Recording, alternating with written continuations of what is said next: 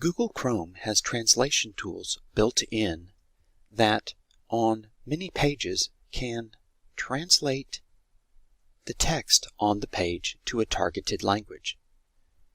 If a page is able to be translated, you will see this icon on the right side of the address bar. Click on that icon and it will bring up the translation pane. And I may now click on my targeted language and notice the words on the screen have been translated. If I am looking to translate to a different language, I can click on these three dots and choose another language.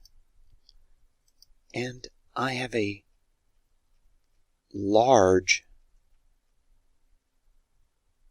list of options that I can choose from. I'm going to choose Pashto and click Translate. And now the text has been translated to that target language.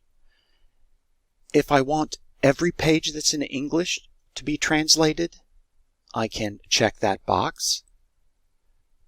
Remember, I can always come back if I change my mind.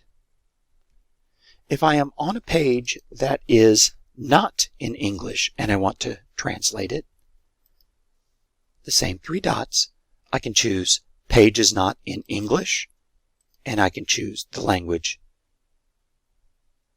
of the page that I'm looking to translate.